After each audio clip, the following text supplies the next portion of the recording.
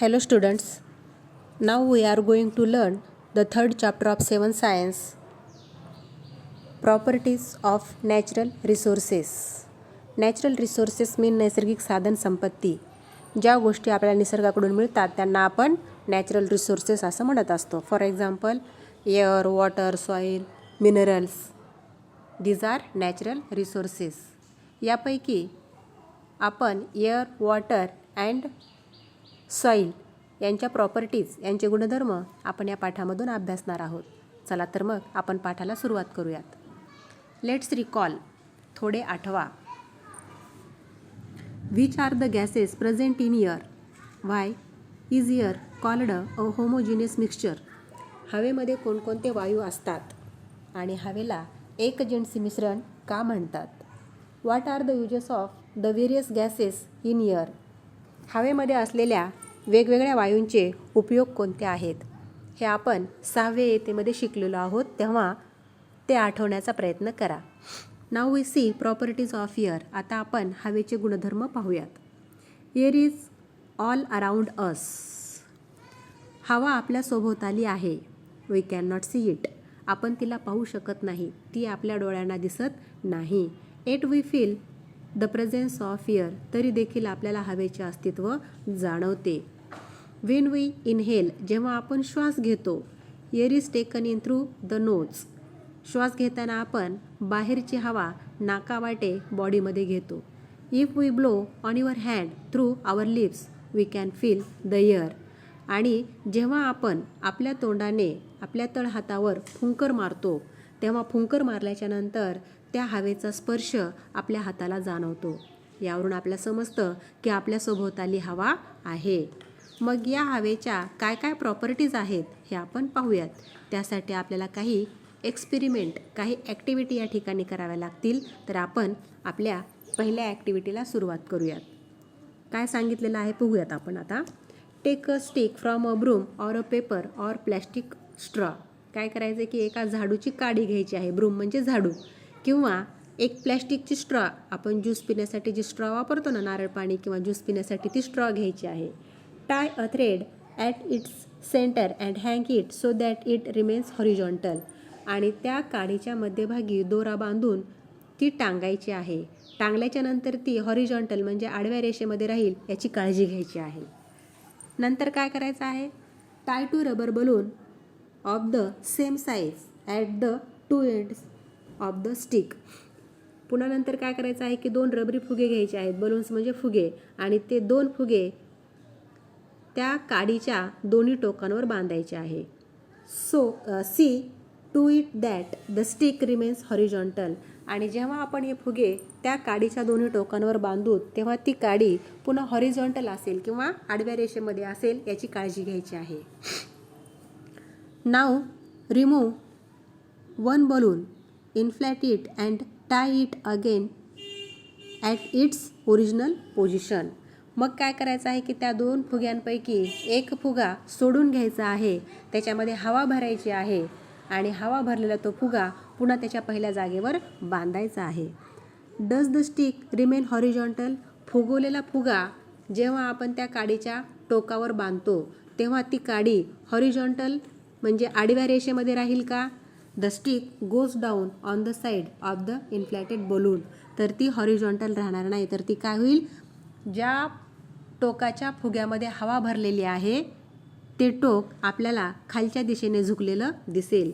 This means that air has weight. यावरून आपल्याला असं समजतं की हवेला वजन आहे. बघा आकृतीमध्ये तुम्ही पाहू शकता की या स्ट्रॉचं, फुगवलेल्या फुग्याचं टोक हे खालच्या दिशेला आहे आणि जो फुगा रिकामा आहे तो वरती गेलेला आहे. काय होतं की फुग्यामध्ये आपण हवा भरतो, त्यामुळं तो फुगा वजनाने जड होतो आणि जड झाल्यामुळे तो खाली झुकतो. आणि दुसऱ्या फुग्यामध्ये हवा नाही आहे म्हणून तो हलका असतो, म्हणून त्या फुग्याचं टोक हे वर गेलेलं आपल्याला दिसतं. यावरून असं समजतं की हवेला काय आहे? वेट आहे, वजन आहे. Air is a mixture of gases therefore like all other matter it has mass and weight. हवा हे अनेक वायूंचं मिश्रण आहे, म्हणून इतर पदार्थांप्रमाणेच हवेला वस्तुमान आणि वजन आहे. हा हवेचा पहिला गुणधर्म आहे. कोणता? Air has mass and weight. त्यानंतर आपण दुसरा प्रयोग करणार आहोत. त्यासाठी आपल्याला लागणार आहे इंजेक्शनची syringe. Take an injection syringe without the needle. इंजेक्शनची एक सिरिंज घ्यायची आहे, पण तिच्या टोकावरची सुई काढून टाकायची आहे. Pull its piston and observe it as you do so. नंतर काय करायचं आहे की त्या सिरिंजचं पिस्टल म्हणजे दट्ट्या हा मागे खेचायचा आहे आणि तो खेचल्याच्या नंतर त्याचं निरीक्षण करायचं आहे. The piston can be pulled out easily. जेव्हा आपण तो दट्ट्या बोटाने ओढून बाहेर घेतो तेव्हा तो सहजपणे बाहेर खेचला जातो. The piston then remains in that position even if you let it go. आणि त्या दट्ट्यांवरचा हात आपण सोडून दिल्याच्या नंतर तो दट्ट्या तसाच बाहेरच्या बाजूला राहतो, तो मध्ये ढकलला जात नाही. Now close the inlet hole of the syringe tightly with your thumb. आता हीच कृती आपल्याला डबल करायची आहे, पण काय करायचं आहे दुसऱ्या वेळेला त्या सिरिंजच्या वर जे छिद्र आहे ते आपल्या अंगठ्यानं अगदी घट्टपणे बंद करायचं आहे. Pull the piston and let it go. नंतर ते पिस्टन म्हणजे तो दट्ट्या पुन्हा ओढायचा आहे आणि त्याच्यावरचा हात सोडून द्यायचा आहे. Is the force required to pull out the piston more or less than before. आणि नंतर तुम्हाला निरीक्षण करायचं आहे की जेव्हा छिद्र बंद करून आपण दट्ट्या ओढतो तेव्हा त्याला जो आपण जोर लावलेला आहे तो जोर जास्त लावावा लागला का कमी लावावा लागला. Does the piston remains as it is after you let it go. आणि त्या दट्ट्यावरचा हात सोडून दिल्याच्या नंतर तो दट्ट्या बाहेरच्या बाजूला राहिला का मध्ये ढकलला गेला याचं तुम्हाला निरीक्षण करायचं आहे. The molecules of the gases in the air are in constant motion. हवेमध्ये वायूंचे छोटे छोटे रेणू असतात जे सतत हालचाल करत असतात. When this molecules strike a body. Molecules म्हणजे रेणू. जेव्हा वायूंचे हे रेणू एखाद्या पदार्थांवर आदळतात, आपटतात, they create pressure on the body. त्या बॉडीवर ते एक प्रकारचा प्रेशर क्रिएट करतात, एक दाब निर्माण करतात. This is the pressure of air that we called atmospheric pressure. आणि त्या रेणूंनी त्या बॉडीवर त्या पदार्थांवर जो दाब निर्माण केलेला आहे त्याला आपण हवेचा दाब म्हणू. आणि ह्या हवेच्या दाबालाच आपण वातावरणाचा दाब असं म्हणत असतो. ॲटमॉस्फेरिक प्रेशर म्हणजे हवेचा किंवा वातावरणाचा दाब. On pulling the piston with the inlet hole of the syringe closed more space become available to the air in the syringe and it becomes rarefied. जेव्हा आपण छिद्र बंद करून तो दट्ट्या बाहेर ओढतो तेव्हा काय होतं की त्या सिरिंजमध्ये जी हवा आहे त्या हवेला सिरिंजमध्ये भरपूर जागा उपलब्ध होते आणि ती पूर्ण सिरिंजभर हवा पसरून विरळ होते. As a result the pressure of the air in the syringe is lower. आणि ती हवा सगळीकडे पसरल्यामुळे तिचा दाब कमी होतो. Comparatively the pressure of the outside air is very high. आणि तुलनेने सिरिंजच्या बाहेर जो हवेचा दाब आहे तो कसा आहे, जास्त आहे. That is why Wien the pulled out piston is released. आणि मग जेव्हा आपण तो दट्ट्या किंवा त्या दट्ट्यावरचा हात सोडून देतो तेव्हा तो दट्ट्या मध्ये ढकलला जातो. बाहेरच्या हवेचा दाब त्या दट्ट्याला मागे त्या हवेचा सिरिंजच्या बाहेर जो हवेचा दाब आहे तो दाब त्या दट्ट्याला मध्ये ढकलतो आणि तो दट्ट्या मध्ये ढकलला जातो. It is immediately pushed in. If this experiment is repeated holding the syringe in different position like vertical, horizontal or inclined. आणि मग ही कृती आपण वेगवेगळ्या स्थितीमध्ये करूयात. मग एकदा ती सिरिंज उभी धरायची, आडवी धरायची, तिरकी धरायची. आणि मग काय होतं की the piston is found to go in to the same extent in all the case. प्रत्येक स्थितीमध्ये तो दट्ट्या तेवढाच आत गेल्याचं आपल्याला पाहायला मिळतं. From this we can infer that atmospheric pressure is the same in all the direction. यावरून आपल्या असं लक्षात येतं की वातावरणाचा जो दाब आहे तो सर्व दिशांनी समान आहे, सारखा आहे. ही आहे सेकंड प्रॉपर्टी ऑफ एअर. हवेचा हा दुसरा गुणधर्म आहे. यानंतर आपण या ठिकाणी एका ग्रेट सायंटिस्टची माहिती पाहणार आहोत ज्यांचं नाव आहे Daniel Bernoulli. In 1726 the Swedish scientist Daniel Bernoulli put forth, the important principle म्हणजे तत्व. डॅनियल बर्नोली यांनी 1720 साली एक तत्व आपल्यासमोर मांडलेलं आहे. ते काय म्हणतात? That the pressure of air decrease Wien it's velocity increase. Bernoulli काय सांगतात आपल्याला? की हवेचा वेग वाढला तर तिचा दाब कमी होतो. While the pressure of air increase Wien it's velocity decrease. आणि या उलट हवेचा वेग जर कमी झाला तर तिचा दाब वाढतो. If a body is moving through air, जेव्हा एखादी वस्तू हवेमधून गतिमान होते, the air pressure decreases perpendicular to the direction of the motion and then the air in its surroundings flow rapidly from higher pressure to the lower pressure. आणि मग काय होतं की त्या वस्तूच्या गतीच्या लंब दिशेला हवेचा दाब कमी होतो आणि मग काय होतं की आजूबाजूची हवा ही जास्त दाबाकडून कमी दाबाकडे जोराने वाहू लागते. त्यानंतर आता आपण या ठिकाणी तिसरी ॲक्टिव्हिटी करणार आहोत. त्यासाठी आपल्याला काय करायचं आहे? पाहिजे आकृतीमध्ये. Take some water in a plastic cup and hold a straw upright in it. की एक ग्लास घ्यायचा आहे आणि त्या ग्लासमध्ये पाणी घ्यायचं आहे आणि त्या पाण्यामध्ये एक स्ट्रॉ उभी धरायची आहे. Hold a small piece of another straw near the upper end of the first straw and perpendicular to that straw. नंतर काय करायचं आहे की एक दुसरा छोटासा स्ट्रॉचा लहान तुकडा घ्यायचा आहे आणि ती छोटीशा स्ट्रॉचा लहान तुकडा पहिल्या स्ट्रॉच्या तोंडाजवळ धरायचा आहे. Blow hard through the small piece of straw you will see a fountain of water. Why did this happened. आणि मग काय करायचं आहे की बघा तुम्ही आकृतीमध्ये पाहू शकता की ही ग्लासमधली उभी स्ट्रॉ आहे आणि तिच्यावर एक आपण आडवी काटकोनामध्ये एक स्ट्रॉ धरलेली आहे आणि त्या आडव्या स्ट्रॉमधून काय करायचं आहे? तोंडाने फुंकर मारायची आहे. आणि फुंकर मारल्याबरोबर आपल्याला काय दिसेल की त्यातून पाण्याचा फवारा उडताना आपल्याला दिसेल. मग हे असं का होतं? On blowing through the straw the air at its open end is pushed away and hence the pressure of the air at the opening goes down. जेव्हा आपण तोंडाने स्ट्रॉमधून फुंकर मारतो तेव्हा त्या फुंकरवरच्या बाजूला जी हवा आहे, त्या स्ट्रॉच्या वर जी हवा आहे ती दूर ढकलली जाते आणि त्यामुळे त्या ठिकाणी असलेल्या हवेचा दाब काय होतो? कमी होतो. As the pressure of the air near the upper end of the erect straw become less than atmospheric pressure. आणि मग काय होतं की त्या स्ट्रॉच्या तोंडाजवळच्या हवेचा दाब कमी होतो आणि हा दाब वातावरणाच्या दाबापेक्षा कमी झाल्यामुळं काय होतं? The water in the cup is pushed from where the pressure is higher to where it is lower that is in the upward direction. आणि मग काय होतं की ग्लासमधलं जे पाणी आहे ते पाणी वरच्या दिशेने ढकललं जातं आणि हे पाणी फवाऱ्याच्या रूपामध्ये बाहेर पडतं. The more forcefully you blow, the higher will be the fountains. This straw fountain works on Bernoulli's principle.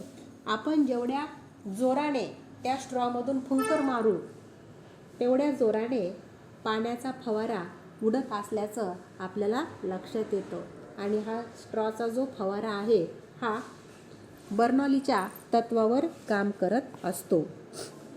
हे आपल्या लक्षात आलेलं आहे. आता आपण पुढे पाहूयात.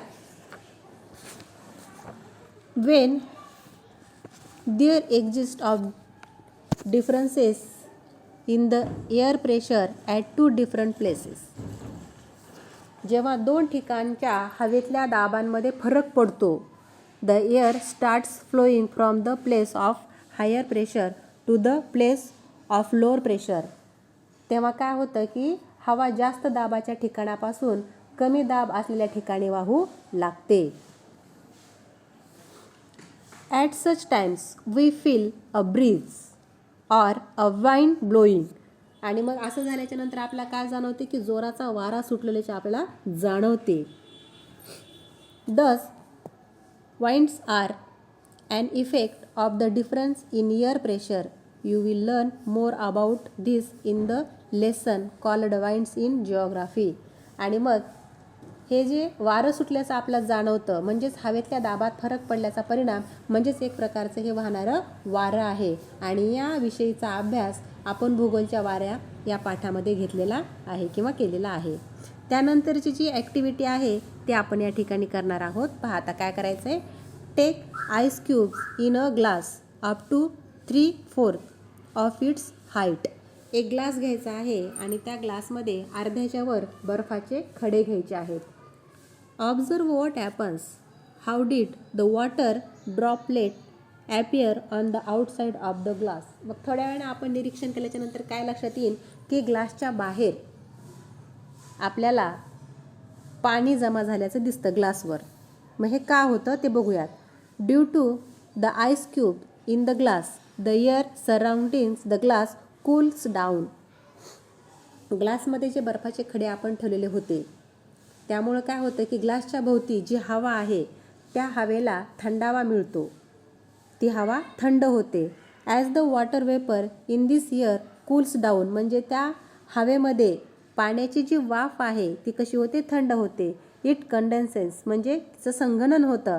And gets transformed in to water आणि त्या हवेतील पाण्याचं जे बाष्प आहे ते थंड झाल्यामुळं त्याचं संघनन होतं आणि त्याचं रूपांतर पाण्यात होतं. It is this water that collect on the outer surface of the glass आणि हे पाणी त्या ग्लासच्या बाहेरच्या पृष्ठभागावर जमा होतं. The level of humidity is different in different places. हवेतल्या आर्द्रतेचे प्रमाण ह्युमिडिटी म्हणजे आर्द्रता म्हणजे ओलावा हे वेगवेगळ्या ठिकाणी वेगवेगळे असते. The humidity levels also change from time to time during the period of a single day. आणि मग दिवसभराच्या कालावधीतही हवेतल्या आर्द्रतेचे प्रमाण हे बदलत असतं. The level of humidity of the air is determined by its capacity to hold water vapour. आणि मग हवेमध्ये जे आर्द्रतेचं प्रमाण आहे हे तिच्या बाष्प धरून ठेवण्याच्या क्षमतेवर अवलंबून असतं. During the night or at dawn. Dawn म्हणजे पहाट. When the temperature of the air is low. जेव्हा रात्री आणि पहाटे हवेचे तापमान कमी असतं. Its capacity to hold the vapour is less. हवेचं तापमान जेव्हा कमी असतं तेव्हा तिची बाष्प धरून ठेवण्याची क्षमता पण कशी असते कमी असते. At such time the excess vapor is transformed into water droplet. This is what we call dew. आणि मग काय होतं जेव्हा हवेमध्ये बाष्प धरून ठेवण्याची क्षमता कमी होते त्यावेळेला काय होते की हवेमध्ये जे बाष्पाचं जास्तीचं प्रमाण आहे त्या बाष्पाचं रूपांतर पाण्याच्या थेंबात होत असतं. आणि हे पाण्याचे थेंब जे आहेत त्यांना आपण ड्यू म्हणजे दवबिंदू असं म्हणत असतो जे सकाळी सकाळी आपल्याला झाडांच्या पानावर पाहायला मिळत असतात. In the afternoon, when the temperature of the air is high, the capacity of the air to hold the moisture also increase. जेव्हा दुपारी हवेचं तापमान वाढलेलं असतं तेव्हा हवेची बाष्प धरून ठेवण्याची क्षमतासुद्धा वाढते. Then, compared to its full capacity to hold water, the proportion of moisture in the air is less and we feel that the air is dry. मग अशा वेळी काय होतं आपल्याला जेव्हा हवेमध्ये बाष्प धरून ठेवण्याचं प्रमाण कमी होतं अशा वेळेला ती हवा आपल्याला कोरडी असल्याचे जाणवते. आता बघा या ठिकाणी आपल्याला काय सांगितलेलं आहे. Use your brain power. Dip and uncorked inverted empty bottle in a slanting position in to the water in a wide container. What do you observe. काय करायचं की एक रिकामी बाटली बूच न लावता एका पाण्याच्या पसरट भांड्यामध्ये तिरपी धरायची आहे आणि तुम्हाला काय दिसते त्याचं निरीक्षण करायचं आहे. What changes take place in a balloon on filling air in it. फुग्यात हवा भरल्याच्या नंतर त्यामध्ये आपल्याला काय बदल दिसतो त्याचंही तुम्हाला निरीक्षण करायचं आहे. We come to know from the activities above that air has properties like occupying space, having a certain volume, having mass and weight. आणि जेव्हा ह्या दोन कृती आपण करतो तेव्हा आपल्याला असं लक्षात येतं की हवा ही जागा व्यापते. ऑक्युपाइंग स्पेस म्हणजे जागा व्यापते. हॅविंग अ सर्टेन व्हॉल्यूम, हवेला विशिष्ट असा आकार असतो आणि हवेला वजन आणि वस्तुमान असतं. Air is a mixture of very fine particles of some gases, dust, smoke and moist. हवा हे काय आहे? वायूंचं एक मिश्रण आहे. म्हणजे हवेमध्ये वायू असतात, त्याच्यानंतर डस्ट म्हणजे धूळ असते, धूर असतो. या सर्वांचं मिश्रण म्हणजेच काय असते? हवा असते. When rays of light fall on these minute particles, the particles spread the light in all the direction. आणि मग काय होतं की ह्या हवेमध्ये हे हवेचे जे बारीक बारीक सूक्ष्म कण असतात, तेव्हा या सूक्ष्म कणांवर काय होतो? प्रकाश किरण पडतो. आणि जेव्हा या सूक्ष्म कणांवर हे प्रकाश किरण पडतात तेव्हा ते प्रकाशाला सर्व दिशाने विखरून टाकतात, पसरवून टाकतात. म्हणजे ते प्रकाश किरणं ते सगळ्या दिशांनी पसरवतात. This natural phenomenon is called scattering of light. आणि या घटनेला प्रकाशाचे विकिरण असे म्हणतात. स्कॅटरिंग ऑफ लाईट म्हणजे प्रकाशाचे विकिरण. आता आपण पाहूयात टेम्परेचर रेग्युलेशन म्हणजे तापमान नियंत्रण. The earth received energy from the sun. This energy is reflected by the earth in the form of heat. आपल्या पृथ्वीला सूर्याकडून ऊर्जा मिळते आणि ही ऊर्जा पृथ्वी उष्णतेच्या रूपामध्ये परत वापस फेकत असते. रिफ्लेक्ट म्हणजे परावर्तित करणे, बाहेर फेकणे. The constituents of air surrounding the earth such as water vapour, carbon dioxide absorb a part of this heat and gives it to the other constituents of air. आणि जेव्हा ही पृथ्वी ही ऊर्जा बाहेर फेकते किंवा रिफ्लेक्ट करते तेव्हा पृथ्वीभोवती हवेतील जे बाष्प आहे, कार्बन डायऑक्साईड आहे, यासारखे जे घटक आहेत हे काय करतात की त्या उष्णतेचा काही भाग ॲब्झॉर्ब करतात, शोषून घेतात. As a result the earth surface remains warm. आणि यामुळं काय होतं की पृथ्वीचा जो पृष्ठभाग आहे तो कसा होतो? तापतो. वॉर्म म्हणजे गरम होतो, उबदार होतो. And thereby become suitable for the living world on the earth. आणि तो पृथ्वीचा उबदार झालेला जो भाग आहे किंवा पृथ्वीचा जो उबदारपणा आहे तो पृथ्वीवरील जीवसृष्टीला अनुकूल असतो, उपयोगी असतो. If there were no air on the earth the average temperature of the earth surface would have been very low. पृथ्वीवर जर हवाच नसती तर पृथ्वीच्या पृष्ठभागाचे तापमान खूपच कमी झाले असते.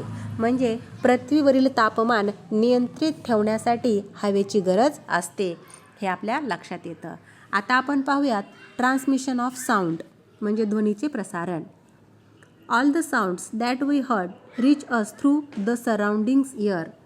आपल्याला ऐकू येणारे सर्व आवाज भोवतालच्या हवेपासून आपल्यापर्यंत पोहोचत असतात. The density of air also change due to change in its temperature. तापमानातील बदलामुळे हवेची घनता बदलत असते. In winter the density of the air increase. थंडीमध्ये हवेची घनता वाढत असते. We can hear the whistle of a distance train clearly early in the morning in winter. आणि मग थंडीमध्ये हवेची घनता वाढलेली असते. अशा वेळेला थंडीत पहाटे दूर असलेल्या आगगाडीचा आवाज देखील आपल्याला स्पष्टपणे ऐकायला येतो. Air is useful as a medium for the transmission of sound. यावरून आपल्याला असं लक्षात येतं की ध्वनीचं प्रसारण होण्यासाठी हवा हे एक उत्तम प्रकारचं माध्यम आहे. आज आपण या ठिकाणीच थांबूयात. या पुढील भाग आपण पुढच्या लेक्चरमध्ये पाहूयात. थँक्यू.